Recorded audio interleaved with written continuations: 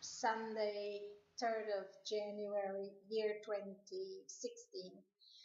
And I am Ms.Ann Ragubeer-van Dobbelsteen speaking to you again.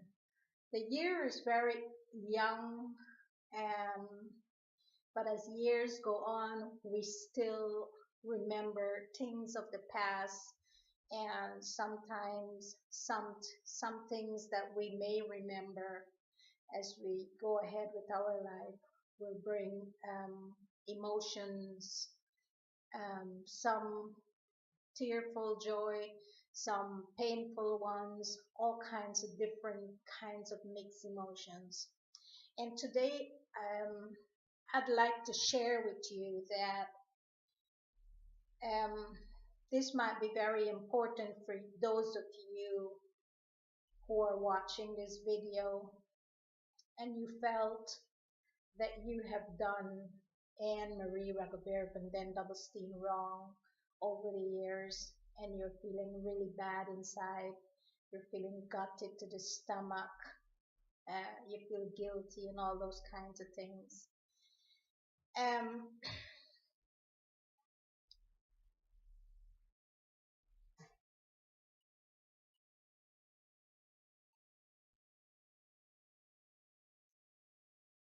I am Marie Ragubeer-van Dobbelsteen. I used to live at flat 78A Beniers Road, Plumstead, SE18 1HY, London, Great Britain, United Kingdom, from the 13th of December, year 2001 to the 15th of May 2008, physically inside of the house. During which of the time the house was on camera at the front door and inside of the house, and the reason for that was because I used to travel a lot, and so the house was placed on camera for security while I'm away from the house. And there was a lady who lived downstairs, and the home was from when we first came to the UK. When we were looking for a home to rent, we looked at several different places in Docklands, Canary Wharf, Victoria, and then one day we came up with a magazine, a newspaper that had a place in Plumstead, and it was with David Evans' office in Plumstead. So we called the number and then we went to look at the place and we liked it. So we signed the contracts and made the payments and we moved in and things like that. But over the years, before Anne Marie Ragubeer-van Dobbelsteen came to Great Britain, United Kingdom, while she was working at Guyana Lottery Company in Port Street, Kingston, Georgetown, Guyana Lottery head office, she had an architect. And there was an architectural building that was opposite in Port Street, Kingston, opposite the Guyana Lottery head office. And so there was a black African guy who had a very big, thick book of Spanish housing designs, interior and exterior. And so he was my friend, and I paid him lots of Guyanese, thousands of dollars to make me one of my choice of the housing plan inside of the thick book. And I also asked him for a copy of the thick book. So he gave me a copy, a photocopy of his thick architectural design book. So I got a copy, which I bind and label into a book binding, which I traveled with. and he did a huge, big housing plan for me of my choice of a Spanish housing that I was going to build in Guyana, South America. And I paid lots of thousands of Guyana dollar for it. When I came to Great Britain, United Kingdom, I had the housing plan with me rolled up. And so I had it inside of the flat at flat 78A Benares Road, Plumstead, SE 181HY, London, Great Britain, United Kingdom. And someone took it or someone stole it.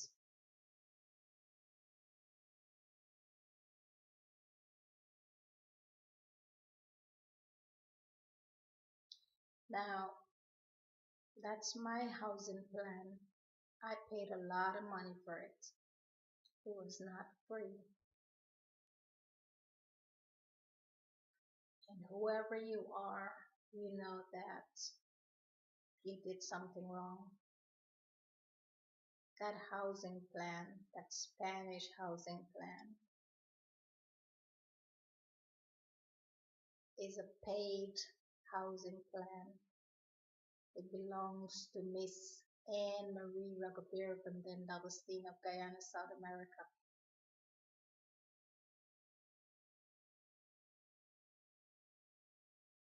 It's a housing plan that was drawn up for building in Guyana, South America. I was looking at interior designs of Spanish houses and exterior designs of Spanish houses on the internet today via Google. So looking through the designs stunts my memory of my housing plan that somebody stole or taken. Whoever you are, you must know that that is a personal property of Ms.Ann Marie Ragubeer-van Dobbelsteen. And they didn't only steal the housing plan, they also stole the entire thick book with other housing plans inside. You must know that's a personal property of Ms.Ann Marie Ragubeer-van Dobbelsteen, and it was a paid plan. It's not a free plan. So Kate, I'd like to tell you that lots of British men and women and Irish men and women and Scottish men and women in Great Britain, United Kingdom, and Australian men and women. There are many thieves amongst them. So if I were you, I would not say Great Britain is the best country in the world with so many thieves. And had it not happened to me, then I would have not been able to speak.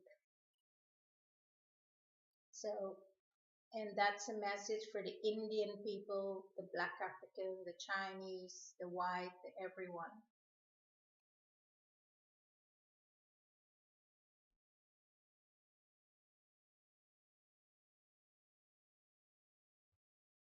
Okay, and there's something else I want to say to you. The black-skinned Indian guy who became an inspired pilot.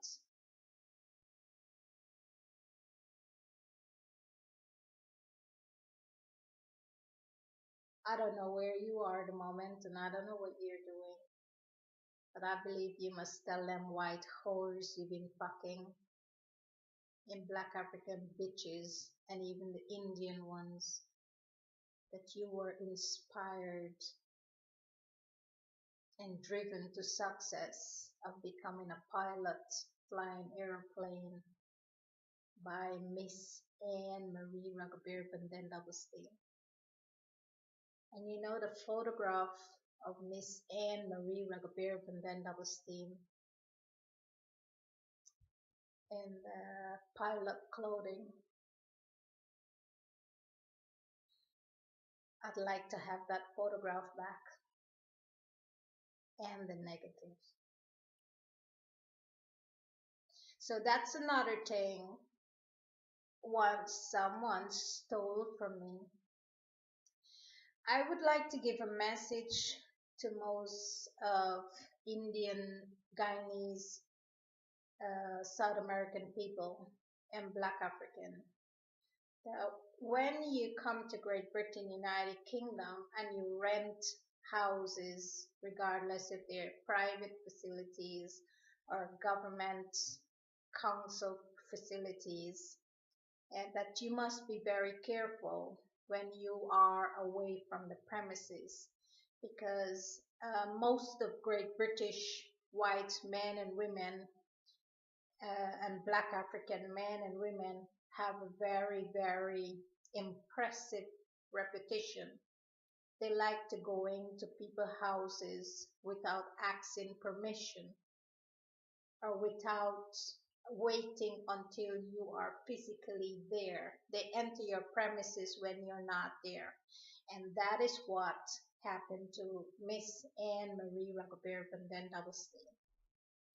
Now, I am not trying to bring down Great Britain, United Kingdom. I don't own Great Britain, United Kingdom. I am from Guyana, South America. I am proud of who I am.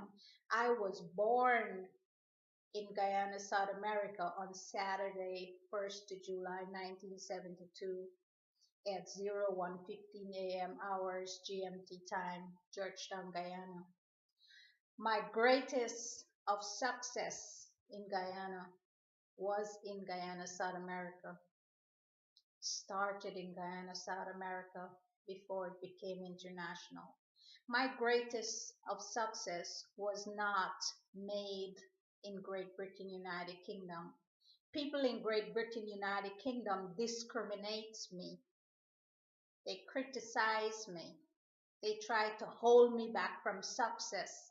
They're envious of me. They're jealous of me.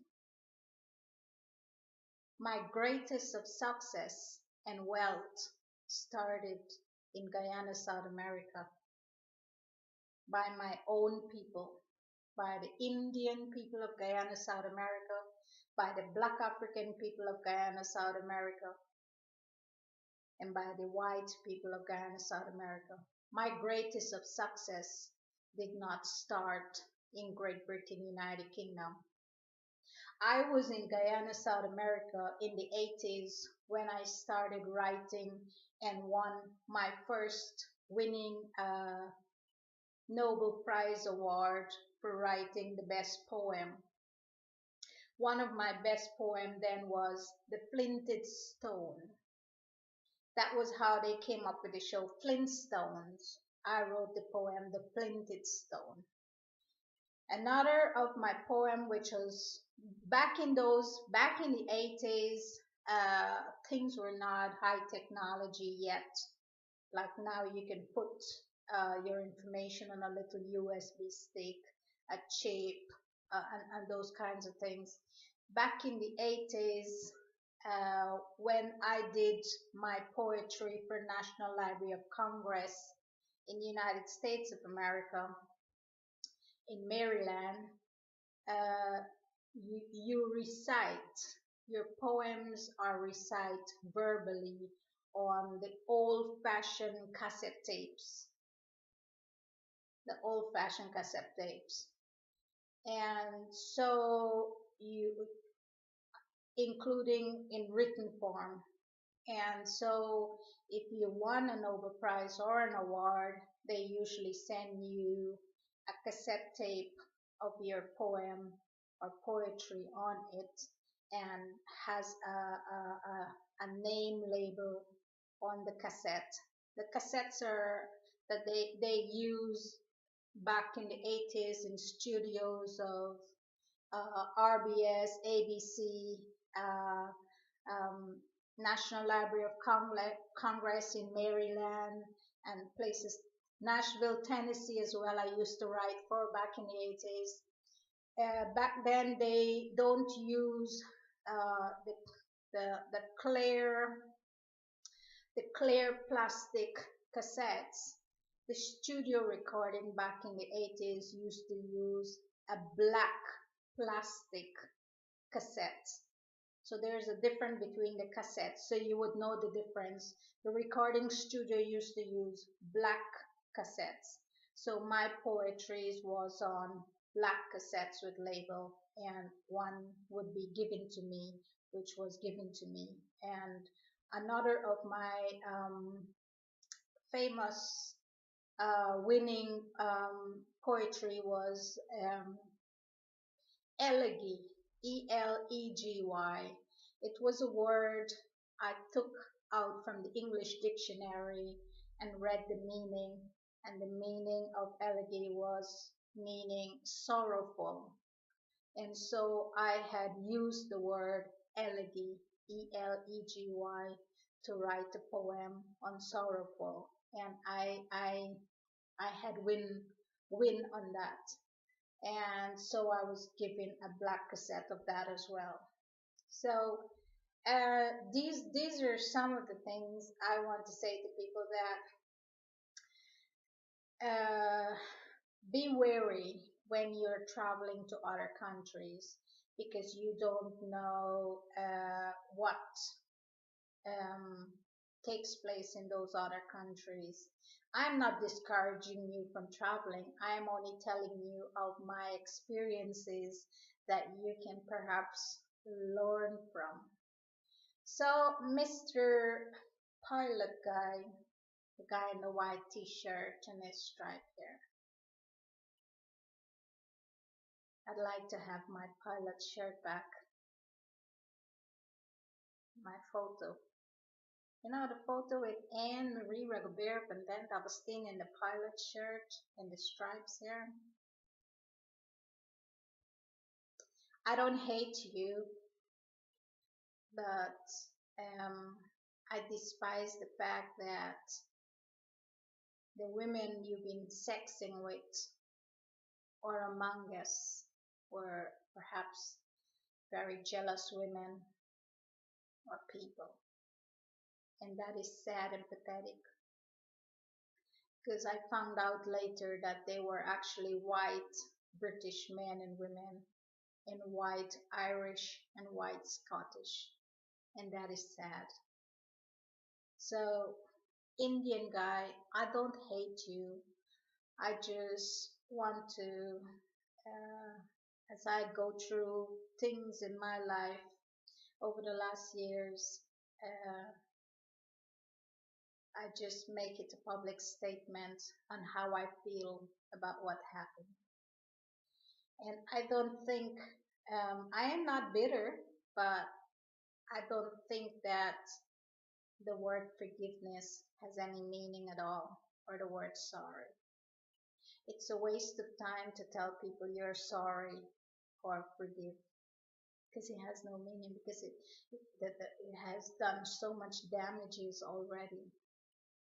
And that's the problem with most of white British men and women, white Irish men and women, white Scottish men and women, the Indians and the black Africans as well, and also from other countries of Asia and Africa, is that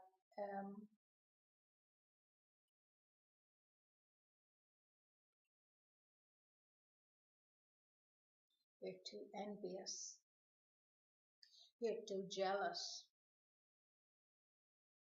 and you're too hateful of other people from Guyana, South America. Of course, there are people of Indian races and black African races from Guyana, South America, who are also selfish and dishonest and envious and hateful. You will find them, as you will find that in any countries around the world. But what I would like to state is that, have you ever sit back and thought just exactly why an individual would end up with sickness, disease, broken bones,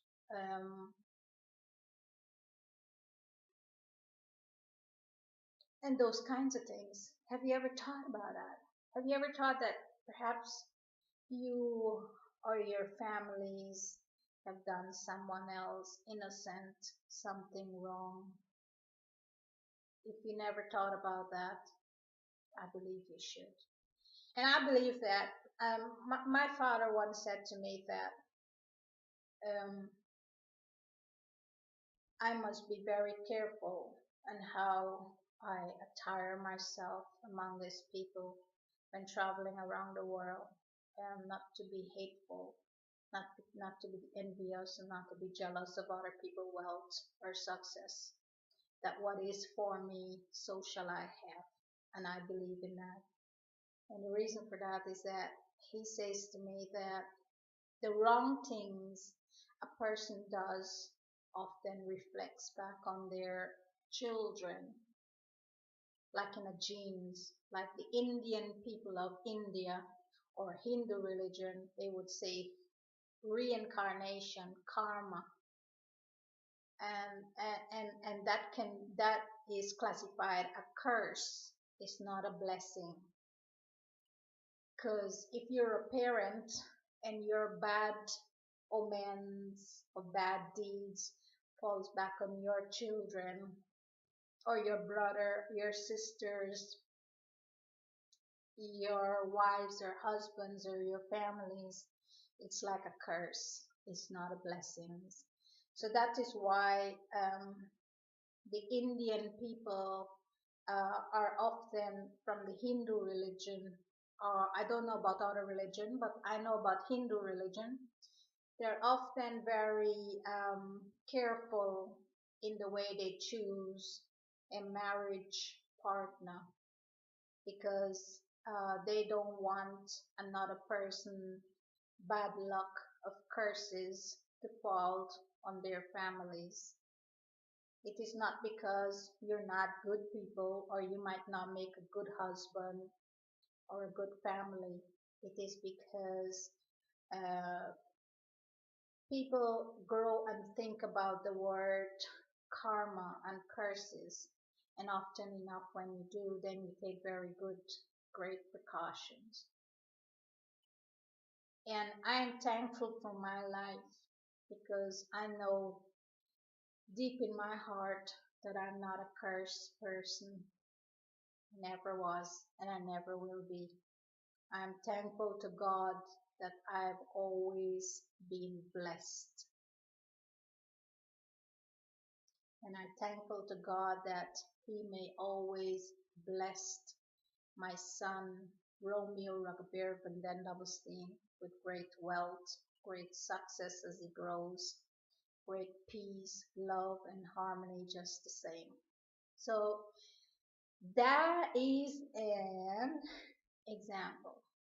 So I don't mean to make this video long, but I thought I would say something about this video because I was actually looking at architectural designs and Spanish houses, interiors and exteriors, and it brought back a stunning emotional memory of my stolen housing plan. So for those of you in Great Britain who have a lot of mouth about who save and who steal and who this and who that, if I were you, I would do my homework before I make such accusations. And that's a warning. You don't have to be born in Great Britain, United Kingdom to be blessed with success or to be able to travel around the world. My best of success came from Guyana, South America, from my own farmland. And I don't want you to take your curses and put it there. You keep your fancy life and plans with you in Great Britain or Ireland or Scotland or the rest of Europe. Do not take your curses to my old farmland house. That's the most I can say to you. That's not your property. I don't want you to do nothing nice to it with such dishonesty and disease and sickness. And I would have said the same message to people even of my own country, Guyana, South America. I don't believe in secrecy. I don't believe in surprises. I don't believe that a man will build his wealth and then he will ask me out for a date or ask me to marry him. I don't believe in that because I was not brought up in that lifestyle.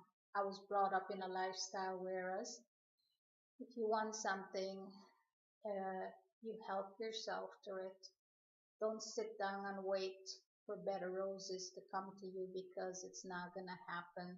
Don't travel around the world and think that people are going to do that for you. And that was taught to me by my family. So, for those of you from Guyana, South America, who have the fancy dream, uh, fantasy of traveling around the world to United States of America, Canada, Great Britain, United Kingdom, Europe, or any other parts of the world, I'm telling you that when you're doing it, do not become selfish, do not become jealous, do not become dishonest, do not become envious of another person, especially an individual of your own country. Because when you do that and then you're dying, then they have all rights to watch you and leave you to die. And that was one of the reasons why I said and state that I would watch then former President Barry Jagdeo die and don't help him up with a glass of water or to stand in his feet. It is not because I hate him, it's not because I'm envious or jealous of him, but it has a lot to do with a court of law paper document um, since year 2008 that had the involvement of my name, Ms.Ann Marie Ragubeer-van Dobbelsteen, in which Guyana former President Barajagdeo was trying to jail Anne Marie Ragubeer-van Dobbelsteen, which is me. And he said that I was doing my jail term, and for some reasons, Barajagdeo, the Ghana former president, and other members who were involved in the rigmarole, Black Africans and Indians and white and Chinese. I am here in year 2016 on the 3rd of January 2016, and I'm telling you that I believe that you were trying to block me from success and you were trying to hold me back from success. And I believe firmly that God takes his time before he turns on everyone. And then when he turns and he gives you dead bodies and broken bones, sickness and diseases, why are you crying? And why are you complaining?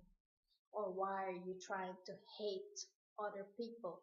Or why are you trying to be jealous or deceitful or envious to other people? That's a message for Kate, and that's a message for Adam Stanley, Victoria Stanley, Baby Capello, Yeslam Mohammed, Rachel, and many others to take great heed of that. It is not about who you are. It's not important whether you're a Princess Royal. Romeo, can you turn the stove off for me? I'm going to turn it on back in a couple of minutes. I just want to finish this. What? Because I was boiling the water for the rice, but I want to finish this off first. It's not about who you are, whether you're a Princess Royal or whether you're a president, pastor, president, or you're a director, you're a lawyer, you're a judge, jury. It's all about the principles of written administration. And the principles, we don't expect everyone around the world to be honest. but it's about the principle of being able to stand up and represent yourself and being able to uh, take the lead and take um, what is the correct word? I don't have the correct word in my mouth at a moment. Take responsibility for your acts in whatever you say, in verbal speech, in written, in physical, analytical, or theoretical. You must be able to take full responsibility, and also you must be prepared to face the consequences of your own mistakes and your own criminal activities. And often enough, in my opinion, is that when you do something wrong, is that you must pay money, cash money, in the form of saying sorry or an apology or forgiveness. Because if you haven't done that, and also in written statement, in writing, if you haven't done that, my opinion is that you're going to live the rest of your life with guilt and indigestion. Have you ever had so much indigestion when you eat some food and you think it's the food, but it's not the food? You're going like this.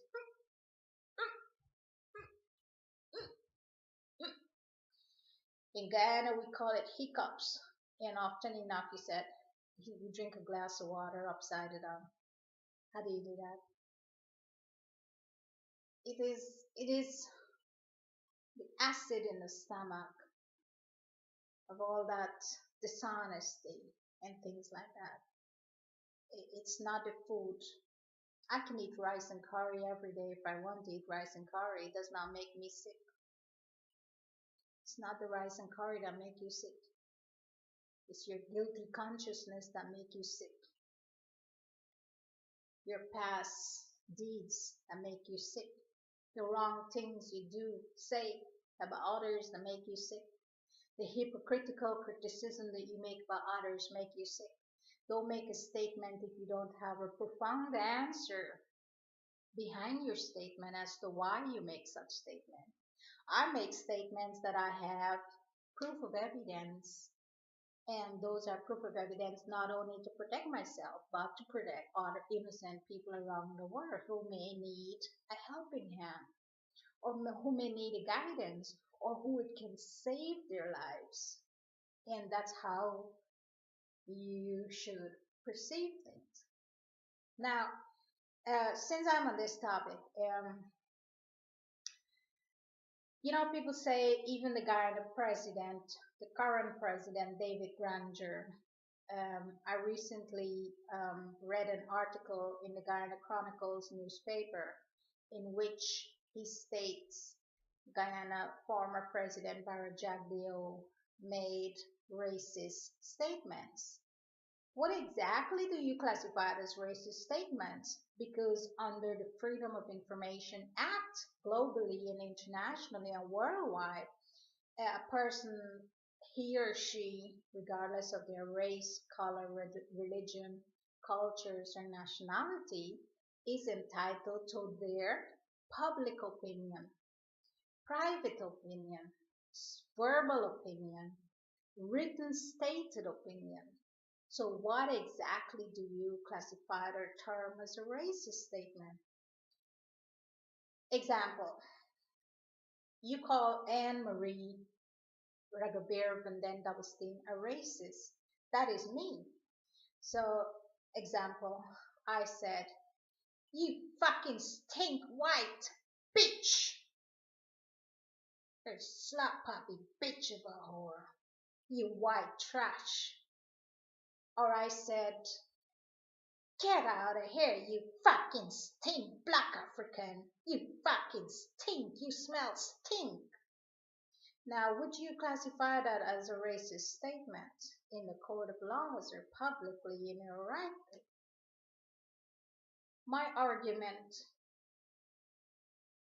as Anne Marie Ragubeer-van Dobbelsteen, if I was standing up in the court of laws And I had to argue that in the court of laws, in front of the judge, the jury, and the panel, the congregation of people, to represent myself and protect myself.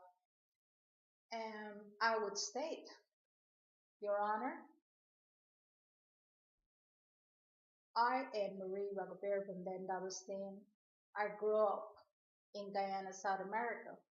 It's an English-speaking country, the only English-speaking country on the entire South American continent. And we learn English in the entire country because English is our mother tongue or our main language. So we were taught in school for English that you go through the English dictionary of Oxford or Cambridge or any other English dictionary, and you use the words in the English dictionary as a form of taking the words in the English dictionary and making a sentence.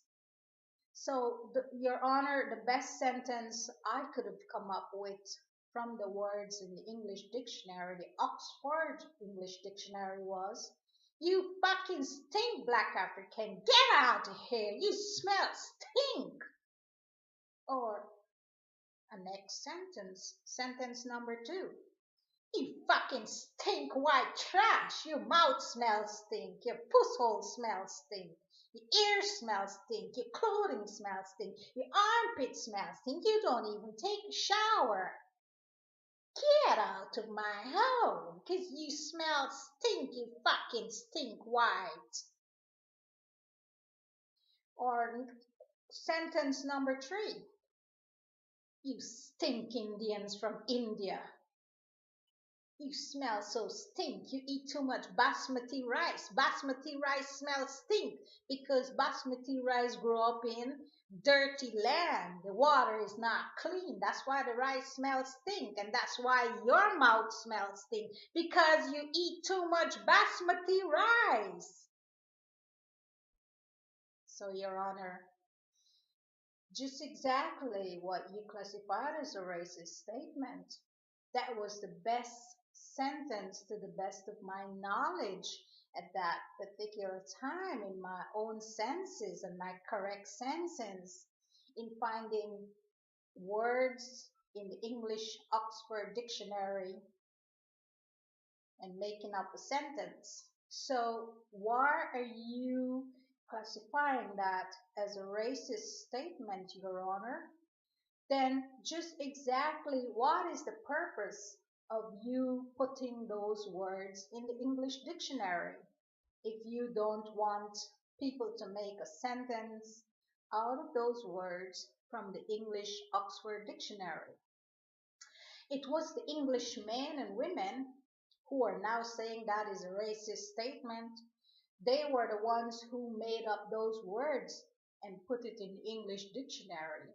So my message to the English white men and women, or white men and women around the world, or Black African men and women around the world, you were the ones who created those words in the English dictionary, and yet, hence, when an individual uses those words from the English dictionary to make a sentence out of it publicly and privately, you claimed that's a racist sentence. That is not a racist sentence, Your Honor. That is under the Freedom of Information Act, the freedom of speech, and a person is entitled to their freedom of speech legally, internationally, publicly, and privately, physically, writtenly around the world.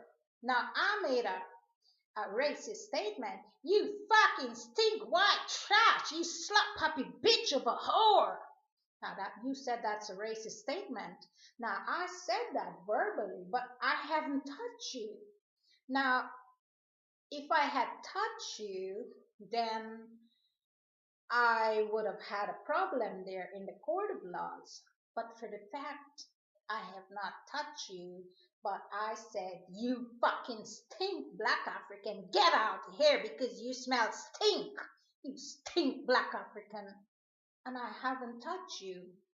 Then you don't have a case against me because those are words from the English dictionary, the English Oxford Dictionary. So, Your Honor, just exactly what do you classify a racist statement? Ladies and gentlemen, for those around the world who were portraying on court cases on racism, I would ask you to think very clearly before you try to make such cases. If it is a case that you want some money, I believe in my opinion and right senses that you should say you need some money rather than classifying someone a racist to obtain money, which is what a lot of white men and women in Great Britain, United Kingdom, and European countries, and even Africa countries does in the court of law. When they want money from someone, they say, oh, Anne Marie Ragubeer-van Dobbelsteen was a racist to me. I'm going to take up a court of law case so that I can get some money out of her. Right, Kate? So, Kate, if I were you, I'd be very careful of how you congregate your court cases, because this is a public statement and it's meant not only for you, but it's meant for everyone else around the world in different countries and how to help yourself and protect yourself.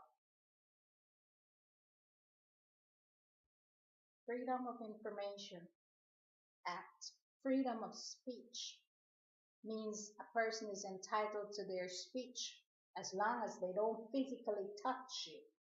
I don't touch anyone. That's the difference.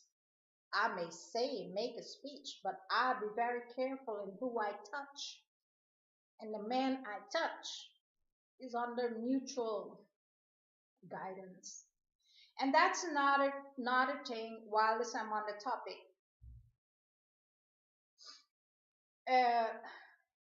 Over the years, I have encountered lots of white men and women, and as I remember, one of the sheikh, he was from the UAE, who had said it was just business, but when things got bitter, he became very upset because he got into trouble.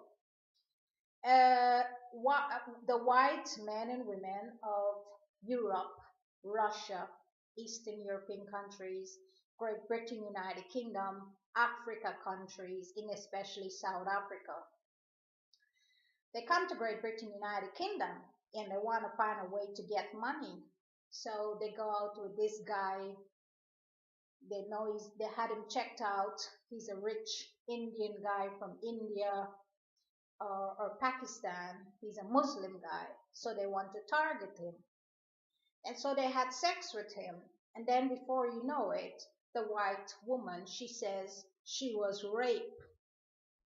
Now, rape is a very big word and a very dangerous word, categorically. And you have to be very careful how you use the word rape. Because if you said or state that you were raped, then you would have to give a physical evidence on how you were raped in videotapes publicly and internationally. Now, there are different kinds of rape. There are cases where people are making Indian movies, and Indian movies, they often have rape cases where the girl is being raped inside of the movie. For those of you who never watch Indian movies, you must take some time and watch Indian movies, and then you would have some more knowledge. Now, the United States of America is an English country, and the word rape is taken on a very high note. So, ladies and gentlemen, if I were you, again, I state, if you want some money, just say you want some money. Yes, tell the individual you'd like to have some money, but don't classify the individual as a rapist after you had sex to get the person in the court of laws to get some money, and then the individual end up in jail sentences, for life sentences, for abstaining sentences, for long years of sentences for rape conduct in the United States of America prisons or jail cells, or even in Great Britain, United Kingdom. There's a lot of cases in the United States of America where innocent men were classified as rapists. And if you actually digged into their story, they were not actually rapists. It was just a way of making money. Now there's good and bad in every race, in every religion, every cultures, and every nationalities. I am not stating or saying that there is not rapists out there. They are the odd rapists who rape an individual deliberately because their sexual phenomena is on high ratings in their bodies, and so they grab hold of anyone and rape them in particular.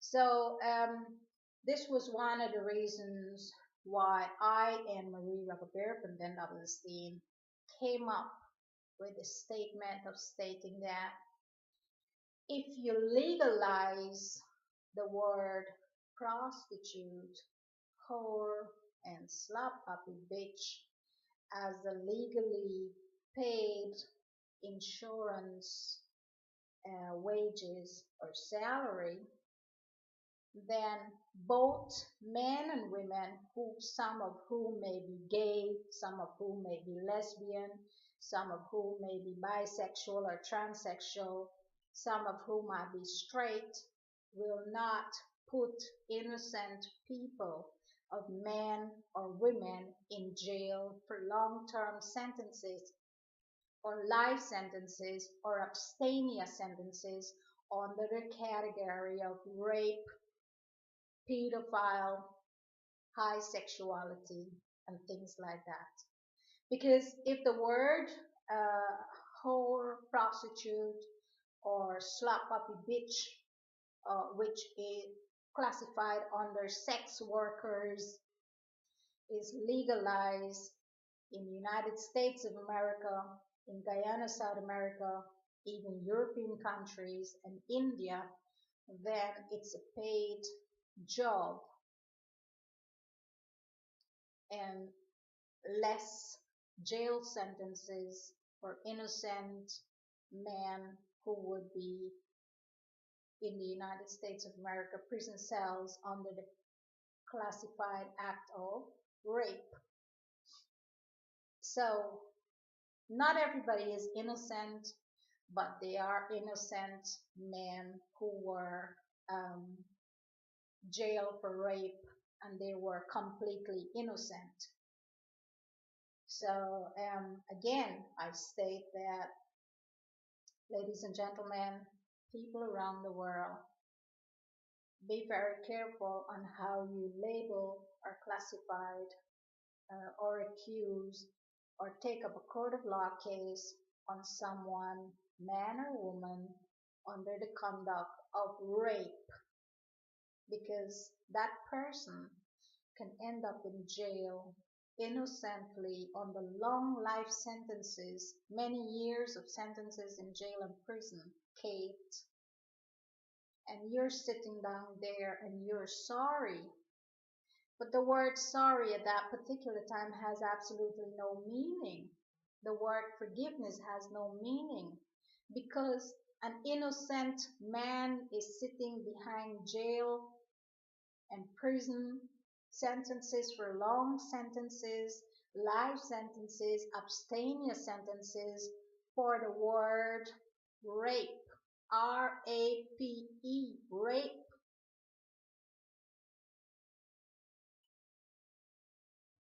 So my message to you is that be very careful.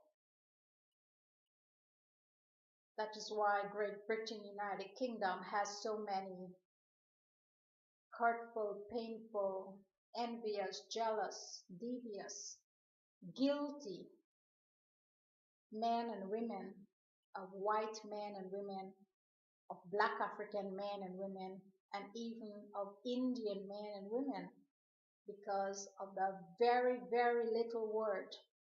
It sounds very small, but it's a big word because it holds a very big sentence. Rape. Long life sentences in prison cells or jail cells. So be careful. And many of the cases of rape cases, over the years, I discovered that some of the cases, the people, what the judges, what the lawyers did was extradite the man who was on rape case in Great Britain, United Kingdom, or Europe to United States of America. Only when they got to United States of America, they end up in prison on life sentences on the word rape. Then just exactly why did you extradite the man under the case of rape? Now the inside story to that was the man was innocent. He did not even rape.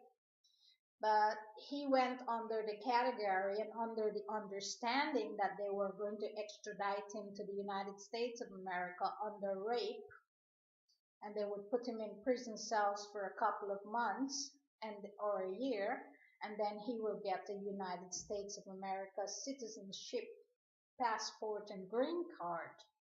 Unfortunately, it did not work out that way for the man. So the man, he's a Muslim man. He lost all his money because he is Muslim. He classified a terrorist, a rape, a pedophile, everybody. So he lost his money. He get charged for rape and pedophile, and he end up in United States of America prison cell on life sentences. Now that man, Muslim men are entitled to 4 wives. He has 3 other wives in Great Britain, United Kingdom, who has children. And he has a wife back home in Africa, country that has children. So they are left with nothing. But the wives are not that open-minded, and they're not that highly educated. So before you know it, their minds and their heads and their body and their soul become very bitter. They say Guyanese women, they look stink. They're bad people. They're very fast in bed. They're wild. But Guyanese women would, the stink looking Indian Hindu Guyanese women are the kind of women who would pose as the prostitute to get your husband out of jail. Take that into consideration. So the word prostitute is not such a bad word. The word prostitute can actually save your husband out of jail, or your brother, or your boyfriend. Saif al-Islam al-Gaddafi. See? The white trash. She just like money.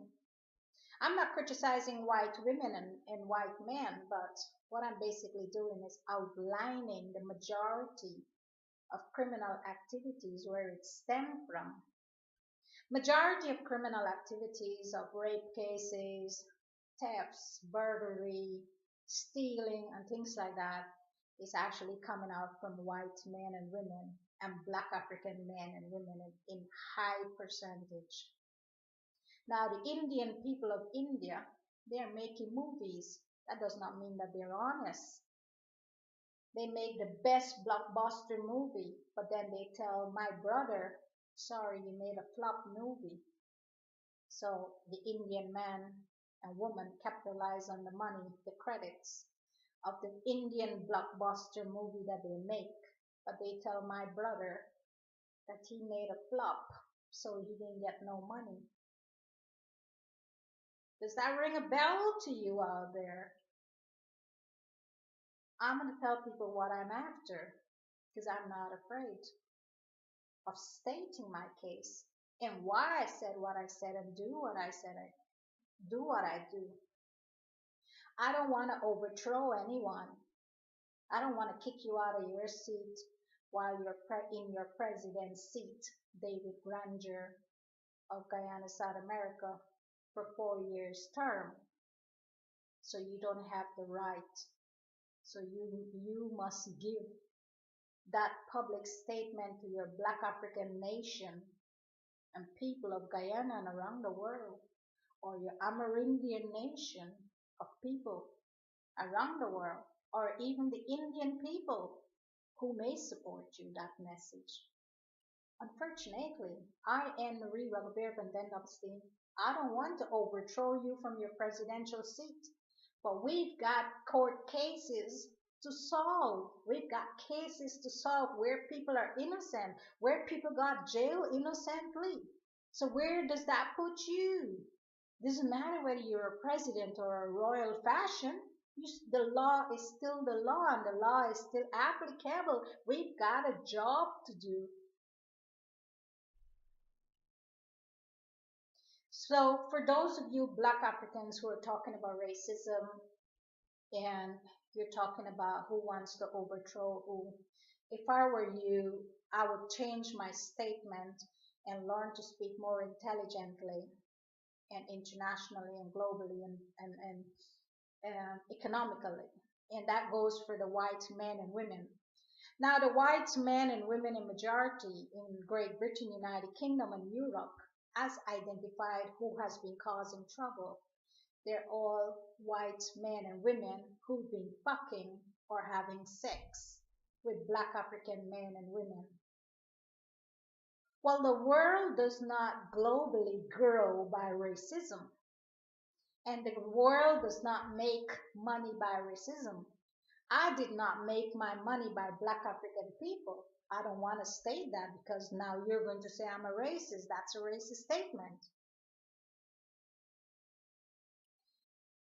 I had always in Guyana, South America, I made my money by the Indian stink Hindu men and women. The men and women who would go to any rings, any length across the world for me. They're Indian, stink-looking Hindu men and women. They would be prostitutes, whores and slut puppy bitches to please me, to help me, to make me richer. It was not the wealthy men and women that made me rich. It was the stink Indian-looking Hindu men and women. They look stink. They were willing to be prostitutes. They were willing to be called whores and slut puppy bitches. So why would I want to turn my back on them? I have no reason to turn my back on the Indian stink-looking bitches that made me rich. Now, Barry Jagdeo, he made his money from presidential profits on how he did it, bribes and those kinds of things. Barry Jagdeo, everybody knows what he likes. He likes to have sex with girls of virginity. They're decent kind of women, he says. Well, once you lose your virginity once, you're no longer a virgin. You're just, if you're a woman and you had sex more than one time with your husband, then you're classified his whore, his prostitute, his slut puppy bitch, because that's what you are. You are a whore and a slut puppy bitch to your husband, to your boyfriend. So why are you upset by the word whore, prostitute, and slut puppy bitches? It's a word from the English dictionary, the English Oxford Dictionary. Why do you put the word in the English Oxford Dictionary if you have a problem with listening to the sentences that is made up? So ladies and gentlemen, I don't want to spend longer because I need to go and cook some dinner. But I trust that you will take great considerations before you call someone a rapist and then appear in the court of laws, because It might have started as a joke or a money-making scheme to you, but you can innocently put someone in jail on life imprisonment, life sentences, long years of sentences by just the word rape. R-A-P-E. I go through the prison files of the United States of America, so I know how many years a person gets for the word rape. R-A-P-E. And pedophile and abstainer. And I know Kim Kardashian and Kate Kardashian and Courtney is sorry about some of the things they did and say. And so is Rachel and many others.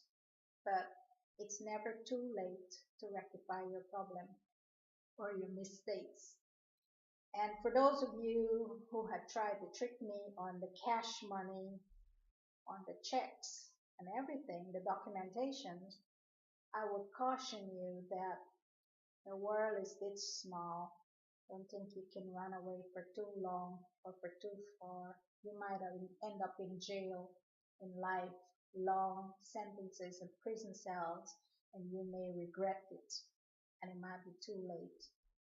So don't wait until it's too late to make your payment of apology.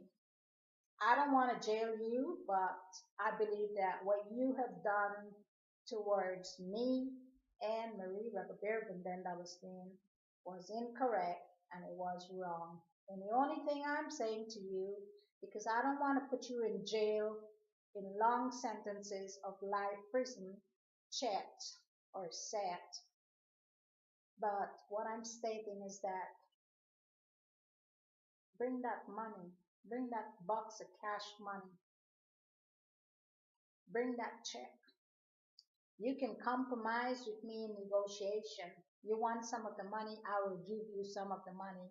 But you first have to bring the money to me physically, to this flat. You can come to this flat any hours within any 24 hours or 48 hours. You do not have to make an appointment. You do not have to call me on the telephone to tell me you're coming over. You do not have to have an invitation to come over. You're not restricted to come and see me. I am not under house arrest. You are welcome to come and see me. You're welcome to bring my passport back to me. You're welcome to bring the documents back to me.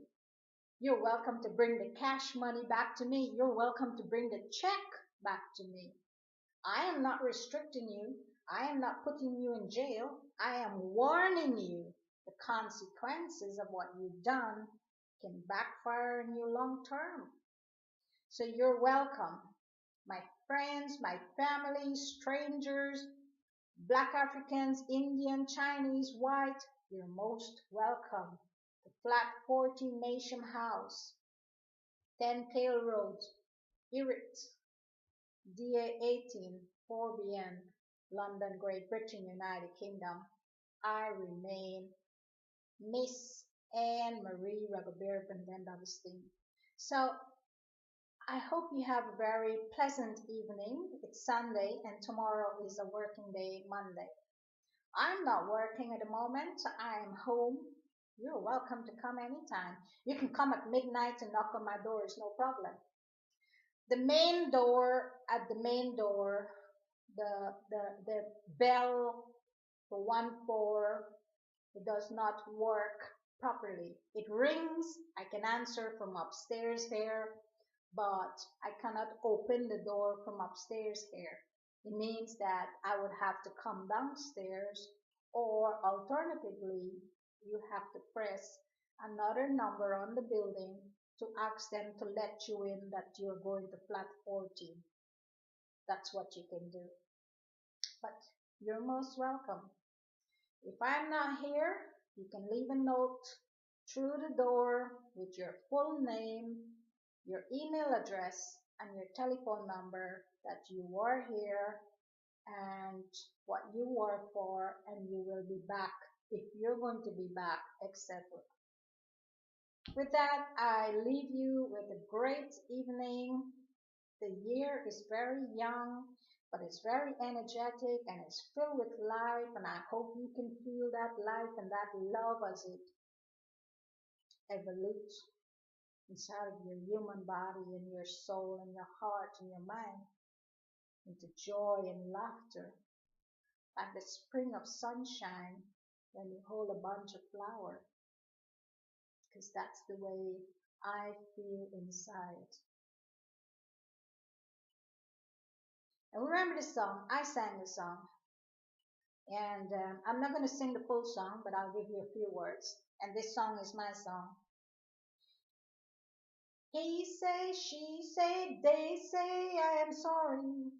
Sorry never, sorry doesn't mean anything at all to me. I'm so sorry. He say, she say, they say, I am sorry. Sorry doesn't mean anything at all to me. I'm sorry, so sorry. Sorry doesn't mean anything at all to me. He say, she say, they say, I am sorry. The sorry doesn't mean anything at all to me. I'm so sorry, sorry.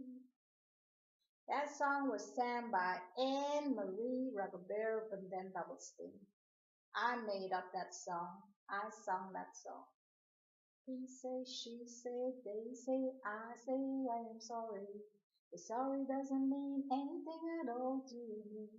'Cause I'm sorry, so sorry. Right, Kate?